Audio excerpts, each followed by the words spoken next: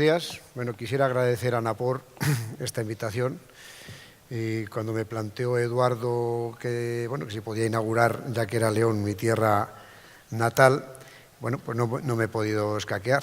Lo he intentado 2 años escaquearme anteriormente, pero ahora ya he claudicado. Y entonces digo, bueno, pues ¿qué puedo yo aportar al sector? Y digo, pues qué mejor que un poco la experiencia y la vivencia que he tenido a lo largo de todos estos años. He querido poner de fondo el color verde, que el color verde era el de veterinaria. Aquí los que estuvimos en León estudiando y la Tuna, pues llevábamos la banda verde y por eso este color.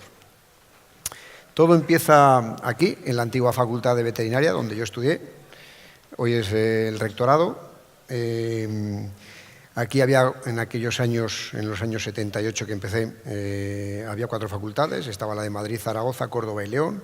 Y León, como era la que estaba más al norte, en la zona noroeste, pues aquí venían muchísimos gallegos, muchísimos veterinarios asturianos, de la cornisa cantábrica y de Castilla y León. Y aquí, en el plan de estudios que teníamos, pues era en el año 1970, que había un primer ciclo que había 3 asignaturas, o sea, 3 años en común, y un segundo ciclo donde se hacía la especialidad. Aquí teníamos la especialidad de medicina y sanidad, que era lo que llamamos clínicas, producción animal y bromatología, sanidad. Y digo, cuando decía Eduardo que si era veterinario de segunda, aquí teníamos un profesor, don Paulino García Partida, que más o menos creó un ambiente que el veterinario era el clínico. O sea, el veterinario de producción, bueno, casi no era ni veterinario. Y ya el de bromatología, bueno, yo no sé qué título sería, si eso sería de tercera o de cuarta. Y entonces eso creaba dentro incluso del profesorado un ambiente enrarecido, porque estaban los profesores que daban producción animal, que bueno, pues se quejaban un poco, de esa especie de presión. Y de hecho, aquí hacer producción animal, pues era un reto. De hecho, yo cuando me apunté en cuarto de carrera a producción animal, que se lo tuve que comentar a Paulino García Partida, porque yo estaba en el departamento, bueno, antes no sé si está por aquí Cándido, lo estaba comentando con él, nos costó Dios ayuda. De hecho dijo, no, tú ahora mismo te bajas y te vuelves a matricular de clínicas porque producción no vale para nada. Entonces, bueno, voy a hablar un poquitín del año 83, que es cuando empezó, vamos a hablar un poco de los censos, el tipo de explotaciones, bueno. El censo era de 1.377.000 reproductoras, casi la mitad de las que tenemos ahora, y había 12 millones, casi 700.000 cerdos. Pero si vemos un poco la evolución, después de la posguerra, en la década de los 50, 60, incluso hasta mediados de los 70, más o menos el sector porcino, pues era un sector mediocre, había muchísimas razas autóctonas, y bueno, poco a poco se iba mejorando con la importación de razas foráneas, pero vamos, que no es hasta la mitad más o menos de los 70, cuando empiezan las fábricas de pienso a introducirse a nivel de venta de pienso, y es lo que va haciendo que poco a poco vaya el sector subiendo. Las explotaciones, pues bueno, eran unas explotaciones, la mayoría eran de tipo pequeño, y producían lechones.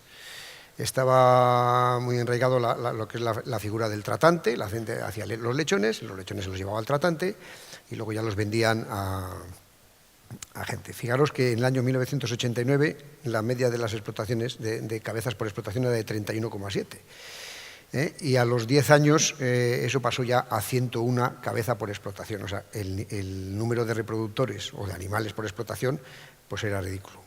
La mayoría de las explotaciones estaban en los patios de las casas, en las traseras y bueno, dentro del pueblo. Luego había un tipo de explotaciones que podíamos llamar medios, aunque eran grandes, que más o menos tenían una capacidad de 150, 300 cerdas y que solían ser ciclos cerrados, y esto ya era un poco la avanzadilla de lo que era el futuro de la porcinocultura. Y luego los cebaderos, que el tamaño máximo que yo conocía en aquellos años era más o menos de unos 800, lo normal 100, 150, 200. Esto era un complemento que tenía el agricultor para los ratos muertos que tenía dentro de la agricultura, pues tenía el cebadero. Y aquí empezó a jugar un papel importante, como decía, en las fábricas de pienso, porque lo que hacían era, en principio, financiar. Ellos vendían el pienso a un ganadero que compraba los lechones y pagaba cuando cobraba los cerdos. Entonces, era cuando... Y otro ya se empezó, en aquellos años, se empezó ya con el tema de la integración, principalmente de cebo.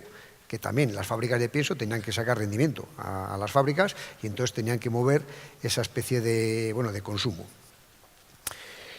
Imaginaros que, aunque voy a poner aquí casos casi extremos, pues las explotaciones, aquellas que no tenían las cerdas sueltas en los patios, que era lo más normal, pues las tenían con collares, había explotaciones con cinchas, y esto ya era una granja semimoderna, que tenía unos boxes y más o menos las cerdas estaban ubicadas. Las parideras, eran de las parideras que eran semimodernas, tenían materiales difícilmente desinfectables, había camas de paja, estaba la calefacción que era por focos, los focos eran o eléctricos o de gas, y era muy normal, muy frecuente ver, como en esta foto, varios lechones unos encima de otros, y las calefacciones de gas, los focos, pues casi no calentaban nada. De hecho, había muchos que tenían el lomo quemado de lo que se arrimaban para no tener tanto frío. Y pues en las lechoneras, la mayoría de la gente que hacía lechones, de estos que vendían a las cooperativas, los vendían directamente, o sea, no destetaban ya al camión. Les tenían a lo mejor pues 7 semanas con la madre, la madre la asfixiaban y empezaron poco a poco a montarse ya las jaulas estas del 2x1, 10 lechones, 0,2 metros cuadrados por animal de densidad, y poco a poco fue evolucionando en ese sentido. Pero lo normal de la lactación, los periodos eran en torno al mes, o sea, 28 días, 30 días, hasta 35 días eran las lactaciones. En los cebaderos, pues estaba el sistema clásico, que era el danés, en el cual existía un pasillo, los 2 pasillos laterales, donde se podían cerrar los cerdos para limpiar, luego ya se empezaron a hacer los canales de desinfección, y el pasillo central era de alimentación. Este sería el esquema del danés, y este sería el contrario, que era el sistema sueco, que tenía al revés, estaba invertido. Los pasillos laterales era donde se echaba de comer y el central donde se limpiaba. En el manejo, pues como podéis entender, no había programas de gestión, empezaban poco a poco a desarrollarse, pero no teníamos acceso, y lo más moderno pues eran los típicos planning, que casas comerciales pues empezaban a llevar a la granja, pero allí prácticamente no había ni manejo en bandas, ni bandas semanales, ni bandas de 21 días, ni nada. Incluso había explotaciones con 30, 40, 50 cerdas que no tenían ni identificadas las cerdas. O sea, yo cuando tenía la barriga muy gorda y pues estaba a parir. Y no había teléfonos móviles. Pero es que no había teléfonos móviles, y entonces cuando tenías que pedir pienso a la fábrica, o que habías hecho, habías hecho una buena operación y ibas a vender, tenías que parar una cafetería, una cabina, llamar por teléfono, no había acceso desde las explotaciones, no había, como he dicho, los programas informáticos, no estaba internet. Había monta natural, aquí prácticamente en los años 75 fue cuando poco a poco empezó en la región de Murcia con el tema de la inseminación, pero iba casi fracaso tras fracaso hasta el año 85, más o menos, en lo que ya, 83, 85, en el que ya a través de Santiago Martín Rillo se empieza a desarrollar todo el tema de la inseminación. Os recuerdo, para los más jóvenes, usábamos los catéteres estos Melrose, los rosas, que eran reutilizables, que los desinfectábamos, los teníamos que esterilizar, las dosis se ponían en caliente con el baño María, aquello era un show. Había mucho fracaso y mucha desesperación y mucho retorno otra vez a la monta natural. En cuanto a la nutrición, pues las cerdas, había ganaderos que te llamaban cuando tú les vendías el pienso, que las cerdas no comen, que la culpa era del pienso, y yo les decía, pero si es que yo creo que el pienso les enseñas el saco, si es que no lo gastas, si es que tienes un saco a lo mejor para 50 cerdas y te dura 2 semanas. Las cerdas las tenían así, delgadísimas, y empezaba ya un poco las corrientes de los ingleses por un lado y los holandeses con los tipos de alimentación, que si se hacía el flushing, que si se explicaba que el flushing era malo, que si había que restringir a las cerdas al principio porque las muertes embrionarias, que el típico lío que casi tenemos hoy, pero que vamos un poquitín más centrados. Fijaros esta gráfica, que se estudiaba, porque claro, en aquella época los libros que teníamos en el 82, 83, los libros que teníamos eran obsoletos. Casi el que más publicaba era Carlos Busadé, o sea, era el único que nos aportaba, siendo agrónomo, era el que nos aportaba datos, por lo menos que medía cosas. Pues aquí se veía que las cerdas había que ir bajando poco a poco la alimentación para hacer un secado de la cerda, pensando que la cerda, si la quitabas de la alimentación, dejaba de dar leche y entonces así saldría mejor en celo. Imaginaros cómo terminaban esas cerdas. Y Y esto, que bueno, era uno de los libros y de los datos que he querido poner aquí como representativo de lo que vivíamos en aquella época, veis que es una tabla en la que unos pesos iniciales en cebadero de 21 kilos a 103 kilos tenían una duración en cebo de 140 días, una ganancia media diaria 588, y el índice de conversión era del 3,3. Mortalidad sí que había poco porque todavía no habíamos importado las grandes enfermedades. La genética, pues bueno, como os he dicho, al principio casi todas en los años 50-60 eran genéticas autóctonas, y poco a poco se fueron introduciendo el Argua y el Andra, que venían, y empezaron a proliferar en España empresas que, bueno, se decían de genética, pero no eran como tal de genética. Eran empresas multiplicadoras que compraban reproductores, iban a Inglaterra y traían los reproductores, iban cruzando y te vendían unas F1 como que fuese genética. Y se usaban, igual que ahora, razas, bueno, muy magras, era el Pietrén y el blanco belga, alotano positivo, era muy normal cuando metían los cebaderos que entraban los lechones corriendo y 4 o 5 se morían de la carrera cuando iban a la granja, y la salida al matadero lo mismo, no había sintéticos, razas sintéticas.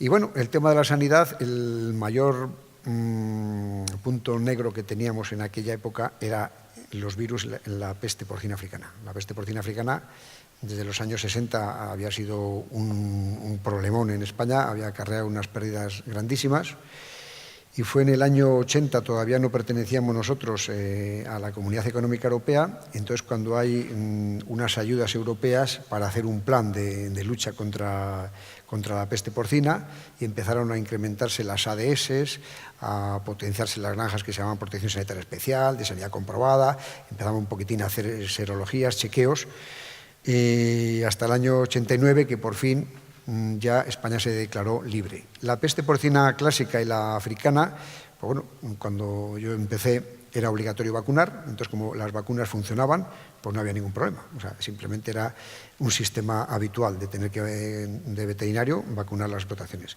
Gastroenteritis transmisible, que sí que habíamos tenido ya los famosos pasos, los pases del virus. Y luego, a Oyeski, pues no lo teníamos todavía, lo importamos a través de Cataluña, de cerdos procedentes del resto de Europa, cuando abrieron la frontera, y luego el PIR, ya sabéis que hasta los años 90, pues no teníamos. El resto, pues bueno, teníamos las mismas enfermedades que tenemos ahora, pero menos conocimiento. Teníamos como ventaja que teníamos productos que nos ayudaban mucho, promotores de crecimiento, y que luego ya en los años 90 se empezaron a prohibir poco a poco la voparcina, la virginiamicina, el olaquin 2, el meca 2, los furanos, bueno, hasta que ya en el 2006 quedaron totalmente prohibidos todos los promotores. La comercialización, bueno, pues en España poco a poco, como habéis ido viendo, pues empezaba el nivel de producción, iba mejorando, dejábamos ya de importar, y si veis en la línea de abajo, el nivel de autoabastecimiento estaba ligeramente por debajo del 100%, entonces bueno, pues ahí nos manteníamos dentro de España. El consumo aparente per cápita estaba en torno a entre 25 y 30 kilos, y en Europa pues era un poco más excedentario, estaban por encima todos estos años, desde el 80, 87, 88, se estaba ligeramente por encima del 100%. Y aquí se ve la evolución de las exportaciones a nivel de la Comunidad Económica Europea. Se ve que en los primeros 4 años, bueno, estaban los 10 países, luego ya fue cuando se incorporó España y Portugal, entonces ya eran, y Grecia, entonces ya pasó a ser de los 12. Y bueno, se ve que van poco a poco aumentando las exportaciones y van disminuyendo las importaciones. El consumo per cápita, la evolución que hemos estado viendo desde los años 70, España cada vez tenía aumentada el consumo per cápita, y a nivel de la comunidad económica, pues bueno, siendo la media de 37 grados, de 37 kilos por celda de año en la comunidad, destacaban Alemania y Dinamarca por encima de los 50 kilos por habitante y año. Es aquí un poquitín la evolución del consumo. En aquella época había muchos mataderos locales, no había esta masificación que hay ahora, o concentración, y entonces figuraba el tratante como una persona que era el que captaba los cerdos, y había incluso lonjas locales provinciales. Entonces vendías los cerdos, no les vendías con precio de referencia a Mercolleda, sino que vendías con la de Salamanca, con la de tal. Entonces, bueno, ahí todavía nos defendíamos, no había que poner los 2,5 kilos, que eso lo importamos también de Cataluña, cuando tuvimos que pasar por el aro como precio de referencia, y dice, pues quitáis el 2,5 kilos, y los mataderos poco a poco se fueron haciendo fuertes. De hecho, si os dais cuenta, bueno, en la primera parte de los años 70, 80, eran las casas de pienso las que tenían más o menos, las que creaban la riqueza. Luego ya fue compartido hasta los años 90 y tantos las casas de pienso y los mataderos. Y a partir de los 90 lo que se llevan el beneficio son las grandes superficies, y nosotros nos quedamos a verlas venir siguiendo produciendo los cerdos a merced de ellos. Empezaron a hablar del outdoor, de los sistemas de carne ecológica, al aire libre, de que si esa carne tenía un valor añadido, se hacían encuestas a las entradas de los mercados y bueno, todo el mundo decía que estaba dispuesto a pagarlo, pero luego al final nadie compraba esto porque era muy caro. Y estuvimos viendo, pues en la época de los años 85, 87, viendo todos los sistemas de producción en outdoor. Estaba muy bien pensado y lo que hicimos luego en España fue adaptarlo por necesidades en el tema del cerdo ibérico. Os dais cuenta que aquí la densidad no tiene nada que ver, aquí se comen todo, se comen hasta las piedras, o sea, no había ni césped, ni hierba, ni nada. Y luego empezamos ya también unos años con la expansión, el crecimiento del número de cerdos por explotación, a hacer ampliaciones con las bomboneras y con sistemas de aprovechamiento externo. Durante los años 1990 empieza el Isoguin. Aquí que hay personas de PIC. Isoguin era una marca registrada por PIC, se hizo un simposium en Cataluña, el primer simposio en Isoguin, y esto, bueno, pues era no una novedad, pero bueno, suponía un reto coger y separar los lechones de las madres al destete, sacarlos fuera. Que esto, bueno, luego al final ya quitó el tema de marca, lo dejó usar a todas las empresas, y que venía un poco a colación de lo que se llamaba el destete precoz modificado, que esto, como sabéis, era meter unos chutes de medicaciones muy grandes a las reproductoras y hacer unos destetes según la patología. Había un calendario y dice, bueno, pues si tienes salmonela, por menos de 12 días de edad al destete, si tienes no sé qué, 15. Entonces había una tabla y entonces tú con eso separabas, destetabas. Que no es lo mismo que la Isoguin, porque la Isoguin no tiene por qué ser precoz, o de lo que era el destete precoz segregado. Bueno, y entonces empiezan las producciones en sitio, veo que no tenemos tiempo.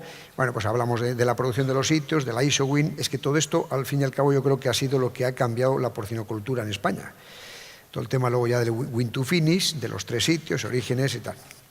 Y empezamos a viajar. Entonces tuvimos la suerte de que las casas comerciales de laboratorios farmacéuticas nos invitaban a conocer Estados Unidos, a ver explotaciones, a ver cómo destetaban.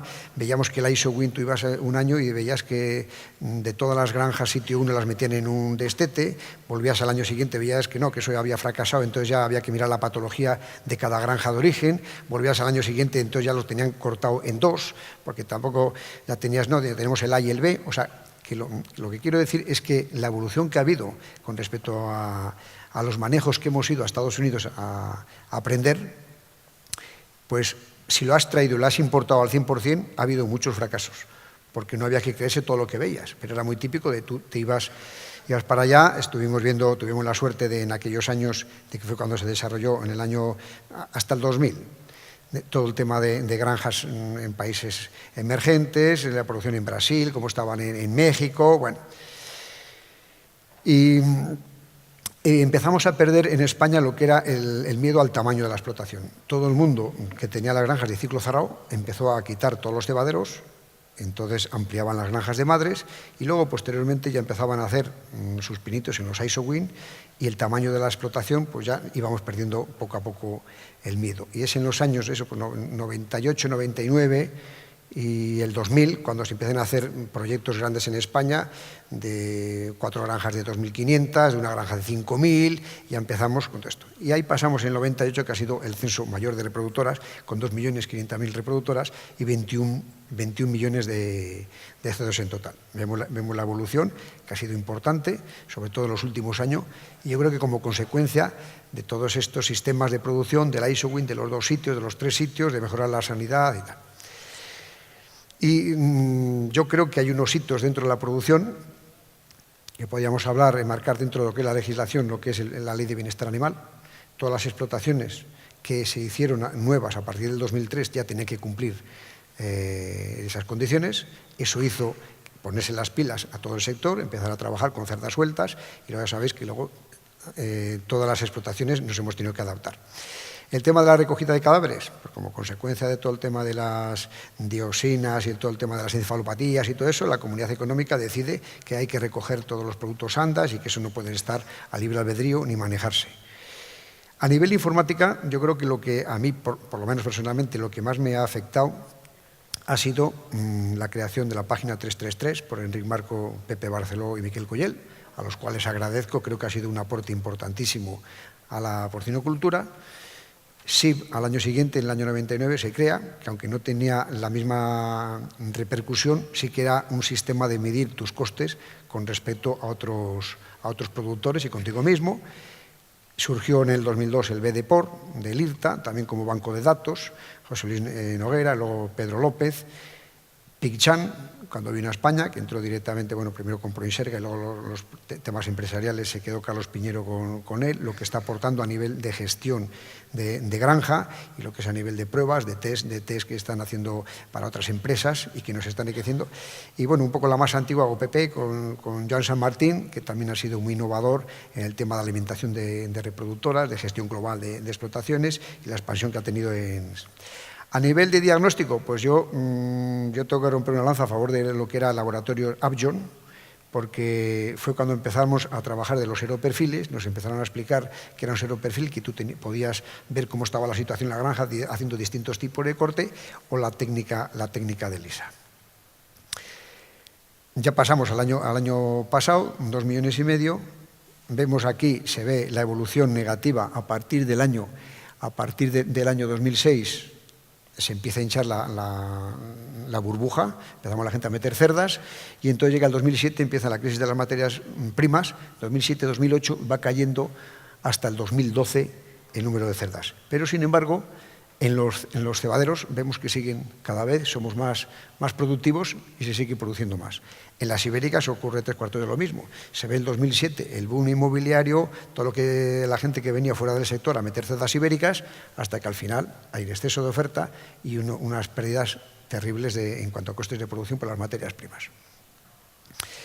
Bueno, esto voy a ir pasando, son sistemas de explotación que hemos ido adaptándonos nosotros, todo el tema de las máquinas, de las microtolvas, lo que son las parideras, sistemas que hay ahora mismo para dar a cada cerda en lactación individualmente su alimentación, cosas que eran impensables. O sea, que bueno, ¿cómo puede ser que tú, desde una cocina que está a 150 metros, des a cada cerda su dosis y que encima puedas aportar muchísimos nutrientes? O sea, aparte del pienso, puedas incorporar a las cerdas el preparto, el posparto, necesito incrementar con X producto. Bueno, todo esto, la genética, las cerdas hiperprolíficas, el tamaño de explotaciones, ya los vamos haciendo cada vez más grandes, el tipo de construcción que ya parecen, en vez de granjas de cerdos, parecen hospitales, el tipo de edificación, y esto, pues bueno, nos ha llevado a una productividad que hemos visto que igual que durante los primeros 20 años nos movíamos entre los 22 y 24 lechones, es a partir del 2009 cuando el crecimiento ha sido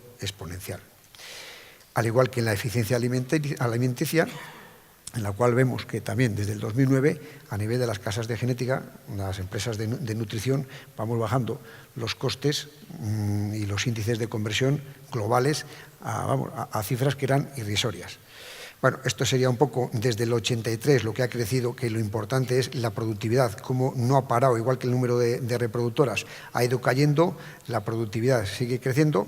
Y esto es una gráfica que me gusta mucho, de hecho la tengo yo siempre en el despacho, porque esto es el coste de venta con respecto al coste de producción. Entonces se ve en el año 2001 las vacas locas como nos forramos. Cuando la línea verde está por encima es que tenemos pérdidas y llevamos ya unos años en los que el beneficio era importante. Sabíamos el año pasado se torció mucho, pensábamos que este año se iba a torcer mucho más y gracias a los chinos pues nos encontramos donde estamos. La situación actual, rápidamente, pues bueno, somos la producción final del sector porcino representa 6.000 millones de euros a nivel nacional, representa el 14% de la producción final agraria y el 37% de la producción final ganadera en España. Somos el tercer productor de porcino del mundo y el primero de Europa. Sacrificamos en el año 2005 46,38 millones de cabezas, un 6,7% más. Tenemos unos niveles de autoabastecimiento, los últimos datos, del 166%. El consumo per cápita es de 50,2 kilos, ha incrementado en un 3% con respecto al 2014. Y somos, según SIP, según los datos que nos da SIP, somos el país europeo con mayor margen entre el precio de venta y el coste. O sea, igual que los países de Europa, y por eso están cayendo poco a poco el número de reproductoras, no son competitivos, nosotros, teniendo en cuenta que aquí las tasas medioambientales pues son irrisorias, nosotros somos muy competitivos a la hora de hacer el cerdo. Bueno, exportaciones, exportamos 1,7 millones de toneladas, que representa un 17% más con respecto al año anterior y un 31% sobre las exportaciones a terceros países. Y la balanza comercial del sector representa un beneficio de 3.350 millones de euros. Y yo, ya un poco para acabar, digo, ¿qué retos tenemos como veterinarios de producción? Pues yo creo que el primero es luchar contra las resistencias a los antibióticos. Yo creo que es una responsabilidad que tenemos como veterinarios. Cuando uno ve las cifras de la gente que muere porque no tiene ningún tratamiento en los hospitales por las resistencias, te quedas de piedra. Y cuando te dicen que dentro de 15 o 20 años habrá más muertes por por este problema que por el cáncer, yo creo que debemos todos concienciarnos de la labor que tenemos como veterinarios. Creo que hay que velar por la sanidad de la cabaña porcina en general, no solamente de nuestras explotaciones, sino a nivel local, comarcal, porque ya veis que dependemos muchísimo de la exportación y como tengamos cualquier tipo de problema de peste, de cualquier, que vuelva a Ollesque, cualquier tipo de enfermedad de quedación obligatoria, sería la ruina del sector. Esto, aunque tiene que ver con lo anterior, pero creo que como veterinarios de producción y no como clínicos, lo que tenemos que hacer es un uso responsable de antimicrobianos, mejorando las condiciones de las explotaciones, la calidad del agua, la calidad del aire, las instalaciones en general, para minimizar o usar menos antimicrobianos, usar otro tipo de sustancias que no nos pongan en riesgo. Seguir mejorando la eficiencia productiva, que yo creo que eso lo estamos haciendo perfectamente, lograr una producción más sostenible, que lógicamente si ya nos planteamos que a lo mejor los índices de conversión globales van a estar en torno de cebo a 2, o sea, menos consumo de agua, menos consumo de materia prima para hacer esto. Y por último, defender nuestro trabajo como productores de animales saludables. Porque si os dais cuenta cada vez aumenta el número de vegetarianos, el número de veganos y el número de gente que se mete con los productores porque no hacemos más que explotar a los animales, les tenemos enjaulados, les metemos drogas, les estamos...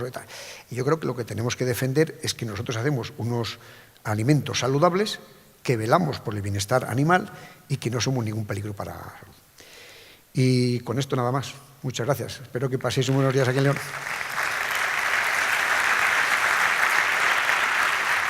Muchas gracias, Javier. La historia viva de la veterinaria y de la porcicultura en nuestro país. Muchas gracias. Brillante exposición.